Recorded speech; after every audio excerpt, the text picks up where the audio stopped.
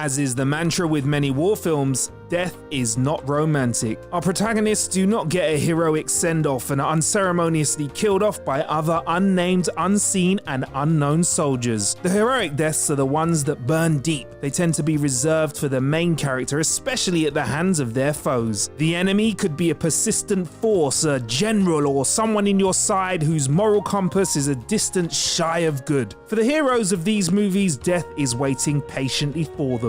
War has heroes, but not all heroes survive. I'm Marcus Bronzy, and this is 10 war films where the villain kills the hero. This should go without saying, but major spoilers are going to be in this video. Number 10. Pearl Harbor. In a tale of two main characters, best friends Rafe McCauley and Danny Walker, we follow their complicated love triangle before the bombing of Pearl Harbor by Japanese forces in December 1941. The USA declares war on Japan the following day, and Danny and Rafe are set to be deployed in the war effort from California. Instead, they volunteer for a secret mission to bomb Tokyo using specially modified aircraft. The bombing run is successful, but their plane crashes in Japan before it can reach Allied China. They are held at gunpoint by a group of Japanese soldiers, and after a valiant effort to escape, Rafe seems all but dead after he runs out of ammunition. Instead though, Danny throws himself into the volley of oncoming bullets, saving his best friend but losing his own life in the process. Number 9. Stalingrad. It's not often at all that you see something historically evil humanized in Hollywood. This is exactly what the 1993 release of Stalingrad did with the German army. Stalingrad tells the story of a unit that is sent to fight on the Eastern Front in the city of Stalingrad against the Soviets in World War II. After being forced to commit an atrocity by gunning down innocent civilians, including a child, some of the members of the units conclude that they must run away. The trio of deserters, Wojtland, Giger, and Reiser, miss the last plane back to Germany. As they ponder over what to do in their newfound despair, they are almost recaptured by their former platoon leader. They subdue him, but Giger is killed in the process. With the Soviet army closing in, Wojtland and Reiser link up with the Russian deserter Irina as they attempt to escape on foot across the snowy expanses. Irina and Wojtland are shot by the pursuing soldiers, and Reiser freezes to death hunched over his comrade's corpse. These men never wanted to be there. Number 8. 1917. In arguably one of the best shot war films ever produced, 1917 offers us a heroic death in the form of a red herring. Throughout all of the trailers and build up to the release of the film, it was widely expected that Dean Charles Chapman would take the starring role as Lance Corporal Thomas, Tom Blake, whilst George McKay as Lance Corporal William Will Schofield would simply be his companion. Tom and Will are given a very important task. They must reach the 2nd Battalion in the trenches to warn them of an incoming surprise assault that could cause the loss of around 1,600 men. So the duo set out immediately, travelling across no man's land and through abandoned trenches to reach their goal. In a small village they must pass through, they come across an injured German pilot. Whilst fetching water, Will turns to see the German stabbing Tom. After killing the German, Tom bleeds out in Will's arms, leaving him to complete their mission alone. A truly shocking death. Number 7. Operation Chromite. In this Korean-American collaboration is a recreation of the World Operation Trudy Jackson, which was a reconnaissance mission run by members of the South Korean army in the build-up to the Battle of Incheon in 1950. Following a near-total invasion of South Korea by its northern counterpart, several South Korean operatives are sent to gather vital intelligence so that the US Navy can launch an invasion to recapture Incheon. Under the leadership of Captain Hagsu, who had previously defected from North Korea, 8 members of the X-ray unit conduct the operation. They infiltrate and impersonate the enemy as an inspection unit, managing to trick their way directly into the command center. After determining the location of the key defenses and strongholds that the invaders had set up, they are shortly discovered as infiltrators. En route to securing the beach section for landing to take place, many members of X-ray are killed. Upon reaching the beach, Hagsu is triumphant in disabling several artillery weapons and destabilizing North Korea's defensive capabilities on the beach, but he's killed in a final confrontation with Lim. Number 6. 300. Spartans!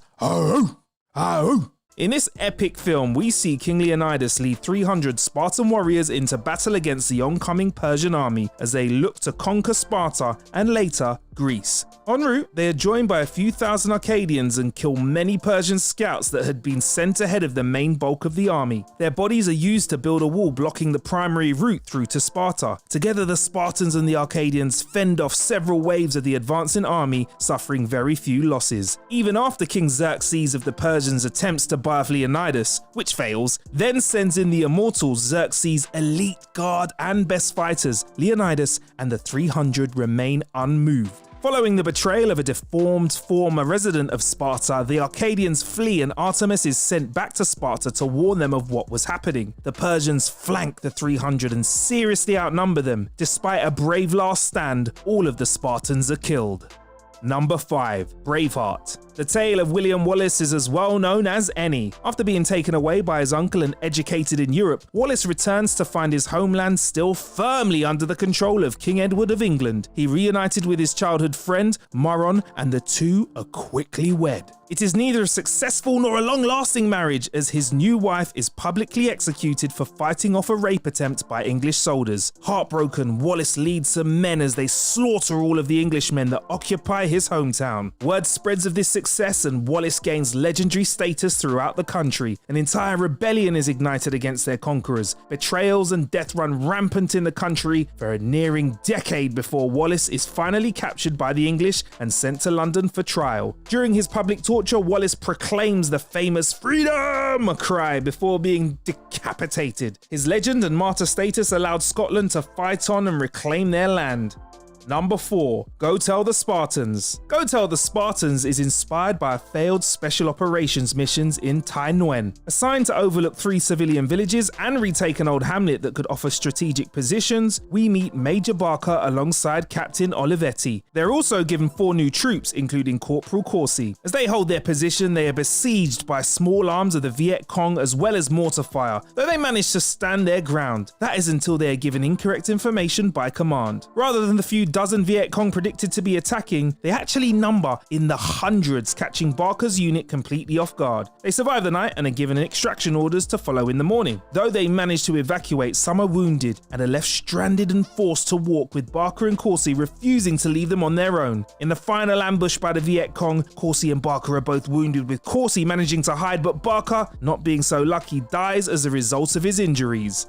Number 3. Too Late the Hero. Based on the joint Allied operations in the Pacific Theater in 1942, Lieutenant Sam Lawson, Private Tosh Hearn and their unit are tasked with destroying a Japanese radio transmitter. Their plan goes askew after Lawson refuses to obey Captain Hornby's orders, resulting in Hornby and Scott, the signalman, being killed and the unit is discovered. The Japanese offer them an ultimatum: surrender or die. This causes a rift in the survivors. Lawson and Hearn and Jock do not believe they'll be allowed to live, whilst Campbell, Griffiths and McLean, they believe surrender is the only option. That night, the trio, in favour of surrender, kill Jock and make it off into the jungle. In a confrontation with the Japanese, as Lawson and Hearn attempt to make their way back to the British base, they decide they are not going to go down without a fight. In a stylistic shot, both of the men collapse under gunfire, with only one rising to their feet and staggering back to the base. Though the audience is initially left unaware as to who survived out of the two, we finally discover it's Hearn who survived and Lawson who was killed by the hail of bullets, dying in his first and only taste of combat.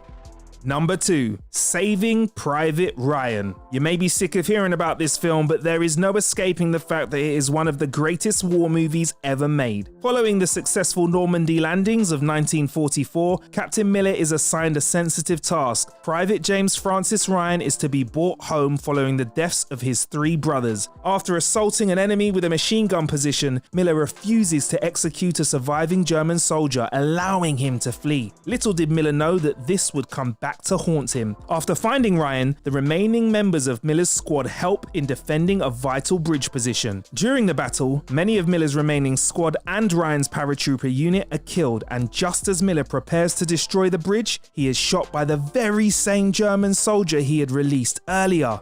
Damn.